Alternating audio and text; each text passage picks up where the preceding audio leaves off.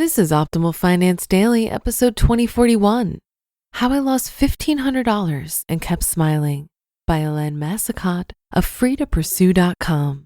And I'm your host and personal finance enthusiast, Diana Merriam. Now let's get right to our next post as we optimize your life.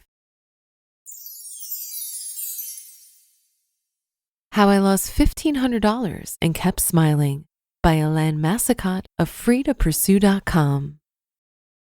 I learned a real lesson about the power of a positive mindset a year ago, and all it took was one small decision that ended up making a big difference.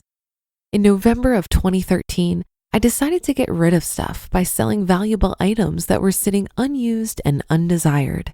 What I chose to discard in that instance was gold jewelry and precious stones, about 2 ounces of it. None of the rings and chains I was getting rid of I cared for, so it was an easy thing to do. The value I was expecting in selling it, about 2,000 Canadian dollars. I chose a reputable Canadian company I selected from a few options I found online. The Better Business Bureau rating and customer reviews were good, and they've been in business for some time. I entered my information online and received a package the following week. Following instructions, I mailed the jewelry to the buyer via regular post and waited. Now, I must admit, I was leery about sending it without using priority or insured mail. But again, I wanted to follow the instructions provided to the letter. Hindsight is always 20/20, but I should likely have followed my gut on this one and taken extra precautions. Then the waiting game began. Over a month went by and nothing. So I called the buyer. I was assured that these delays from Canada Post happen and that I should be patient. I waited about another month, during which the owner of the buying organization and I exchanged a few phone calls. From the owner's perspective, a package not making it to its destination was unusual, but it had occurred once before in the last 3 years.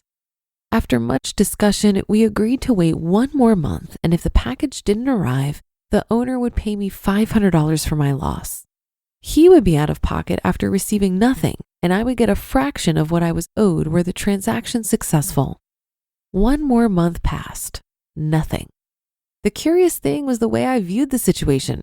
I was not upset. I decided to get rid of this jewelry, period. I was no longer attached to these possessions, and I could do much better things with the money. That decision was important in itself.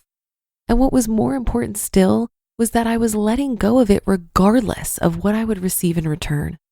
Sure, I was expecting about $2,000, but I was not counting on it. That made all the difference in the world for me. I felt that anything I received for the gold would be a bonus. It was value that was just sitting there in my jewelry box, unused for years. The presence of it in my home was a weight, and getting rid of it was a relief in and of itself. So, what happened? In the end, I did receive and successfully deposit the $500 from this company, with the understanding that if the jewelry did arrive at some point, I would be compensated for the remaining value. One could easily think that I'm being taken for a ride, that I'm being taken advantage of. In the past, that would be my feeling, and I likely would have taken greater steps to right the situation.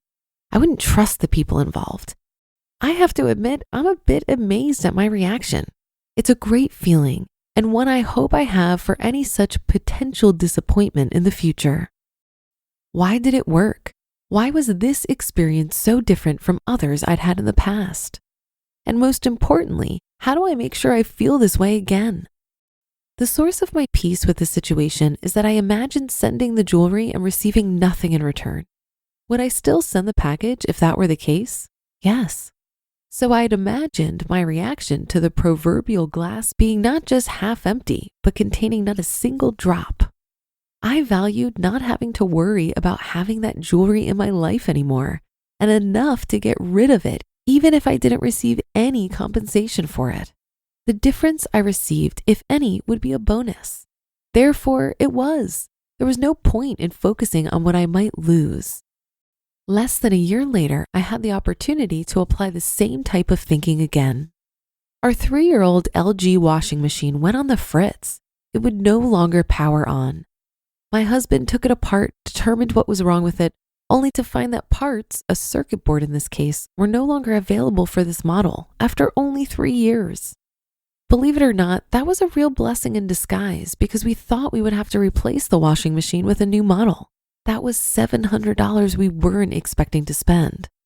That mindset resulted in my delight later that day when my husband found we were able to use a workaround to address the issue by unplugging the machine after every load.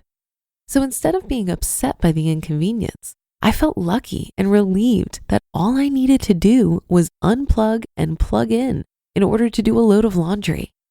Do I feel inconvenienced? No.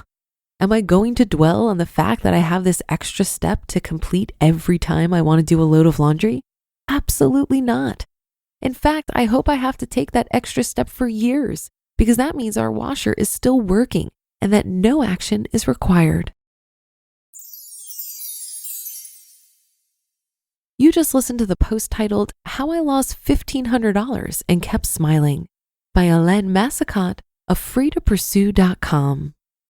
I think there's a lot of freedom that comes with not being too attached to material possessions and being able to tolerate what most would call an inconvenience. But it does require a mindset shift. One way I've done this is to practice gratitude for what I do have and to laugh at myself whenever I start to frame minor inconveniences as a hardship. Cooking my own meals is not a hardship. Not having the newest iPhone or driving my older car that cost me $6,000 cash, it's not a hardship.